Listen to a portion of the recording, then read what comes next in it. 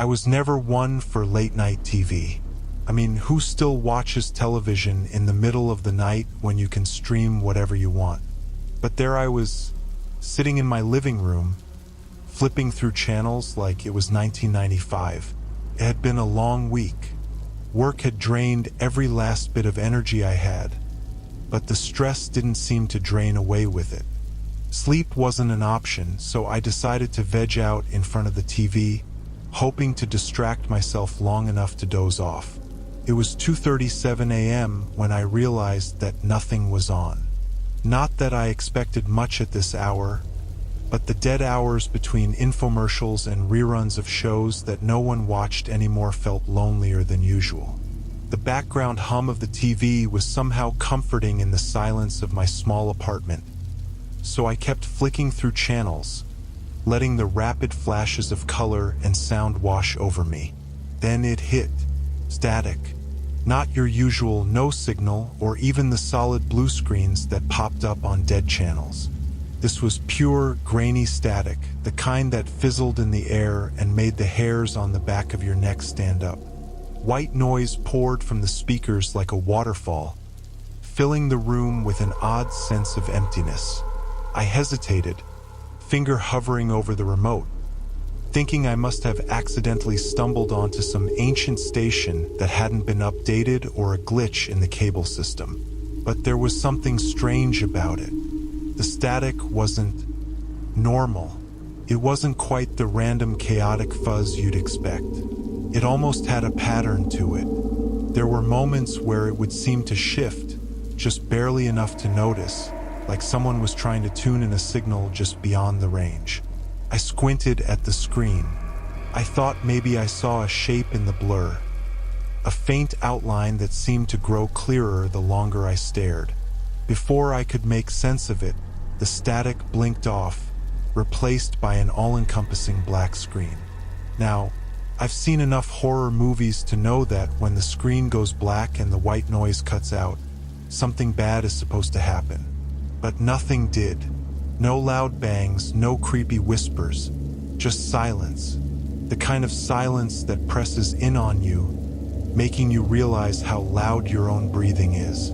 I sat there, waiting for something, anything to happen. When nothing did, I laughed nervously, feeling stupid for getting worked up over a screen malfunction. I picked up the remote, about to turn the TV off and call it a night, when the black screen flickered just for a second. It was quick, but I saw it. A face, pale and thin, with eyes that were too large for its head, staring directly at me from behind the screen.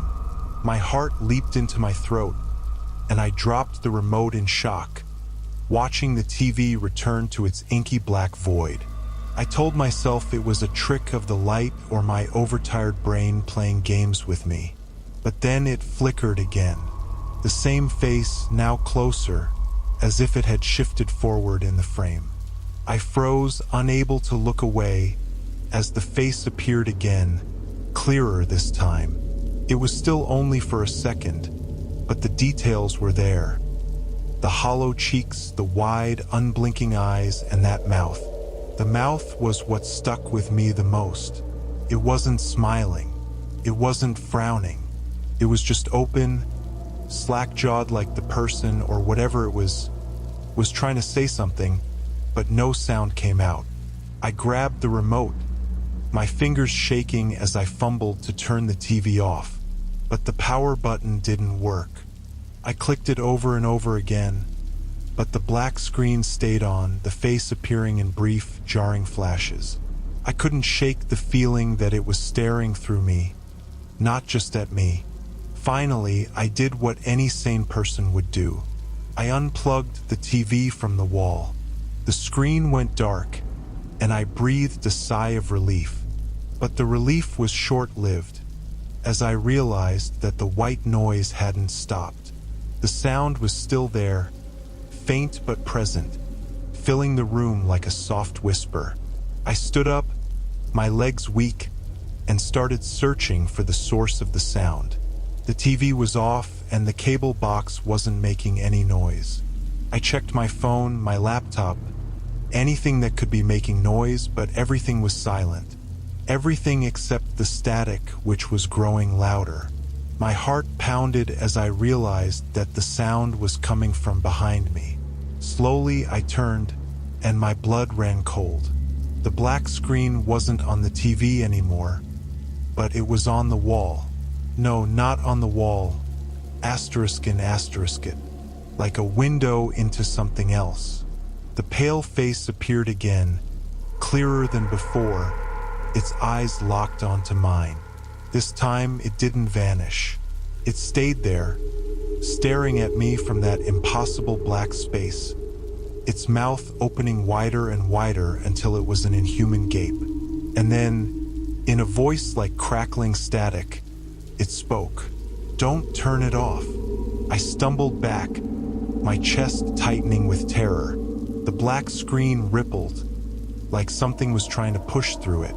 The white noise grew deafening, filling my head with that low, droning hum, and I could swear I saw shadows moving within the dark.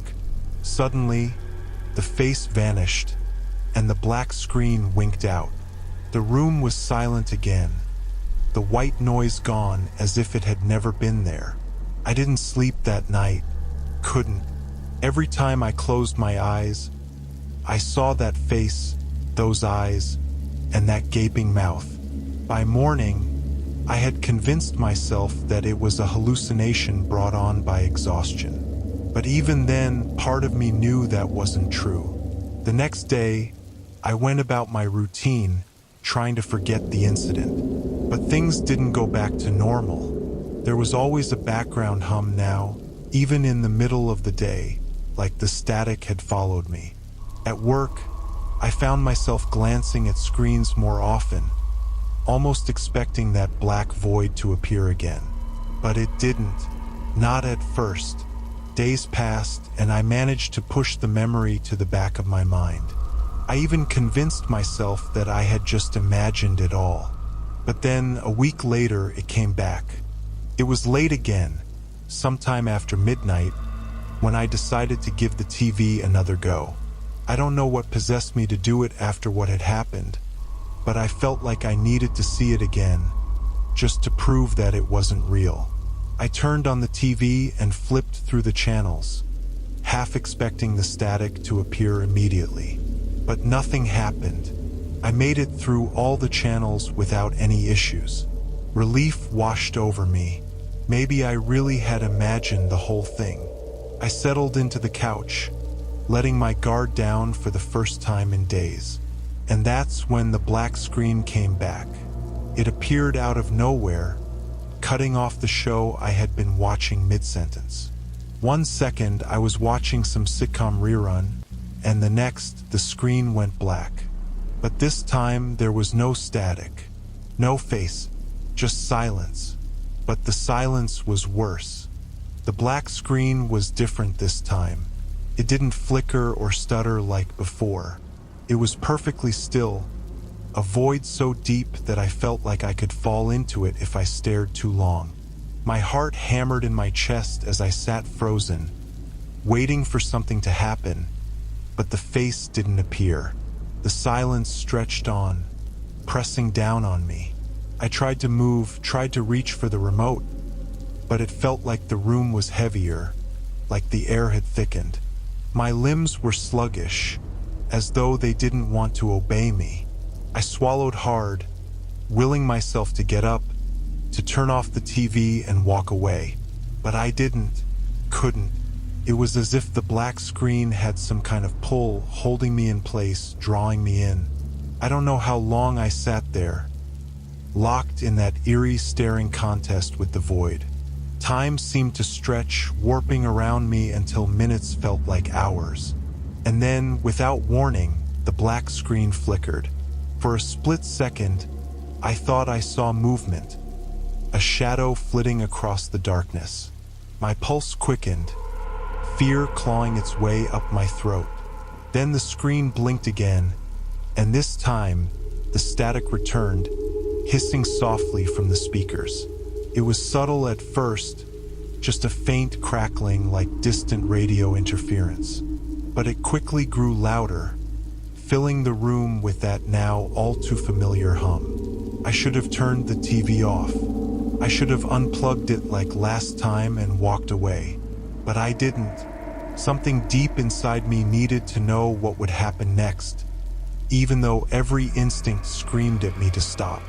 My eyes stayed glued to the screen as the static seemed to shift again, like it was searching for a signal. And then, slowly, the shapes began to form. At first, it was just faint outlines, barely distinguishable from the sea of white noise. But as I watched, the lines sharpened, resolving into something more tangible. A room. An empty, dimly lit room, like the picture was being transmitted from somewhere else. The room wasn't familiar, but something about it felt wrong, like it existed in a space that didn't belong in this world. I leaned forward, squinting at the screen, trying to make sense of what I was seeing. The room was sparse, with no furniture except for a single chair in the center. The walls were bare, pale, and cracked, as though the place had been abandoned for years. The static hissed in the background, creating an oppressive atmosphere, but nothing moved. The chair sat empty, and the room was completely still.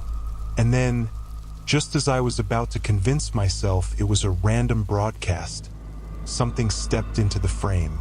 I recoiled instinctively, my stomach turning with dread as the figure appeared on the screen. It was a person, or at least it looked like one. They were tall, impossibly thin, with long, gangly limbs that seemed to stretch unnaturally. Their face was obscured by the poor quality of the transmission, but I could see their head was tilted to one side, as if they were listening for something. The figure didn't move at first. They just stood there, facing the camera, their silhouette casting an eerie shadow on the floor. I couldn't tell if they were looking at me or past me, but it felt like their presence filled the room on my side of the screen, like they were right there with me. My mouth went dry, and I tried to tear my gaze away from the screen, but I couldn't. The figure took a step forward, their movements slow and deliberate, as though they were wading through thick air. I felt my heart slam against my ribcage as they approached the chair in the middle of the room. And then, without a sound, they sat down. For a long moment, the figure just sat there, staring straight ahead at the camera. The static on the screen seemed to warp around them, blurring the edges of their outline, but I could still see them clearly enough. I watched, holding my breath, waiting for them to do something, to say something. And then they spoke. Their voice wasn't human. It was distorted, like the sound was coming through layers of interference, crackling and broken. But I understood the words clearly enough. "Don't look away." My blood turned to ice. I couldn't move, couldn't breathe. The figure didn't blink, didn't shift. They just sat there, repeating the words again, slower this time. "Don't look away." I didn't want to listen. Every instinct screamed at me to shut off the TV, to run out of the room, but I couldn't break the spell. It was as if the words had lodged themselves in my mind, wrapping around my thoughts like chains. I stared at the figure, my body trembling with fear, but I couldn't move. And then the screen flickered again. For a brief moment, the static returned and the figure vanished. But when the picture came back, it was no longer confined to that strange room. It was here, in my living room. The chair on the screen wasn't in that distant place anymore. It was the chair directly across from me. I blinked, my mind struggling to process what I was seeing. The figure was sitting in my living room, in the exact same spot where that chair had been empty moments before. Their head was still tilted to the side, their long limbs draped over the armrests in a way that made my skin crawl. The white noise hummed louder, almost drowning out my own panicked breathing. I wanted to scream, to get up and run, but I was paralyzed. The figure's eyes, wide and dark, were fixed on me now, and there was no mistaking it. They were here in the room with me. "Don't look away," the figure repeated, their voice echoing in my mind. Tears stung the corners of my eyes as I stared at the figure, my muscles rigid with fear. I didn't dare blink, didn't dare move. The air in the room felt thick and suffocating, like the static itself was pressing in on me, trapping me in place. And then, slowly, the figure began to rise from the chair. Their movements were unnatural, jerky, like a puppet on invisible strings. They stood to their full height, towering over me, their heads still tilted, their mouth hanging open in that slack-jawed expression. I wanted to close my eyes. I wanted to shut it all out, but I couldn't. The words echoed in my mind, over and over again, forcing me to keep watching as the figure took one slow, deliberate step toward me, and then another, and another. Each step brought them closer, their long limbs bending unnaturally as they moved. The air grew colder with each step, the static rising to a deafening crescendo in my ears. I could barely hear my own heartbeat over the noise, but I knew it was there, pounding like a drum. The figure was almost upon me now, their shadow looming over my frozen form. I could see the outline of their face more clearly, the hollow eyes, the pale skin. They reached out a hand, long fingers extending toward me, and then the screen went black. The room was plunged into total darkness. The only sound left was the blood pounding in my ears and the faint ringing of silence after the static vanished. My heart raced as I sat in the pitch-black living room, still paralyzed by fear. I tried to move, to do something, anything, but my body refused to respond. I couldn't see the figure anymore, but I could feel it. The weight of its presence loomed over me, colder than the air in the room. I was sure it was still there, standing right in front of me. I didn't dare breathe too loudly, didn't dare make a sound, terrified that any movement would draw it closer. My eyes strained to adjust to the darkness, but there was nothing to see. The blackness was so complete it felt unnatural, like it had swallowed the entire world. For a long, agonizing moment, I sat there, locked in that void, waiting for something, anything to happen. And then a whisper, "Don't look away." The voice wasn't coming from the TV anymore. It was behind me. Cold fear gripped my spine as the realization sank in. I could feel its breath on the back of my neck, a chill that seeped into my bones. Every fiber of my being screamed at me to run, to turn around and confront whatever was behind me. But the warning echoed in my mind, "Don't look away." I clenched my fists, trying to summon the courage to move, but it was no use. The fear was overwhelming, like nothing I had ever experienced.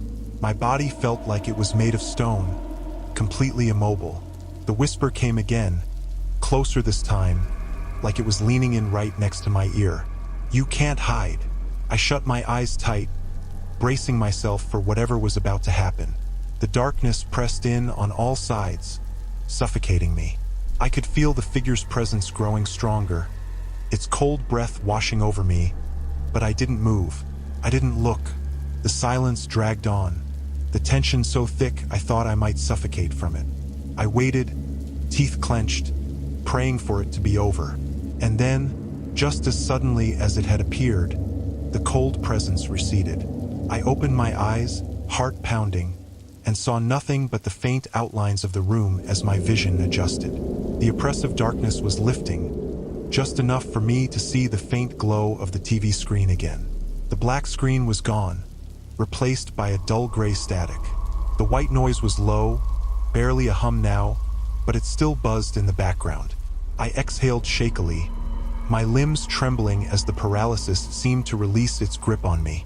I felt weak, drained, like I had just run a marathon. Slowly, cautiously, I looked around the room. There was no sign of the figure. The chair was empty, and the air felt lighter, almost normal again. couldn't believe it. Was it over? I staggered to my feet, my legs shaking as I moved toward the TV. The remote was still on the floor where I had dropped it earlier. I bent down, picked it up, and pressed the power button, desperate to turn the screen off once and for all. This time, mercifully, the TV responded. The static flickered, and the screen blinked off, plunging the room into true darkness. I let out a sigh of relief, my body still trembling as I backed away from the now silent TV.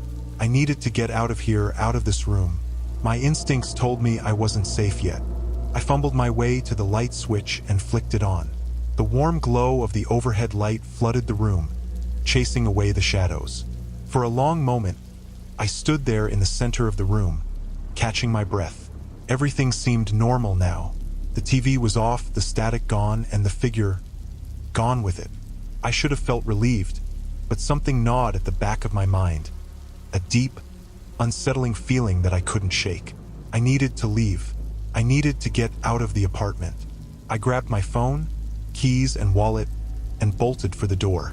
As I stepped into the hallway, a chill ran down my spine, but I ignored it, forcing myself to move. The outside world felt distant, like I was still trapped in a nightmare. I needed fresh air, a distraction, something to ground me. I made it down to the street, breathing in the cool night air. The city was quiet, the kind of stillness that only exists in the dead of night. My mind raced, trying to make sense of what had just happened. But the more I tried to rationalize it, the more confused I became. I was out of my apartment, away from the TV, away from the black screen. But something didn't feel right. I couldn't shake the sensation that I was being watched. I looked over my shoulder, scanning the empty street, but there was no one there. The only sounds were the faint hum of distant traffic and the rustling of leaves in the breeze. I pulled out my phone, desperate to distract myself, to do something to take my mind off what had just happened. I unlocked the screen, intending to call someone, anyone, but my hand froze when I saw it. The screen of my phone was black. For a moment, I stared in disbelief, unable to comprehend what I was seeing. It wasn't off, the phone was still on. The backlight glowed faintly, but the display was completely black. I tapped the screen, trying to get it to respond, but nothing happened. And then, just as I was about to shut the phone off, I saw it, a face, pale and thin with wide, unblinking eyes, staring at me from behind the blackness of the screen. Its mouth slowly opened, and the familiar crackling voice whispered through the speakers, as clear as day. "Don't look away." I dropped the phone in horror, my heart pounding as the realization hit me. It wasn't over. It would never be over. The black screen had followed me,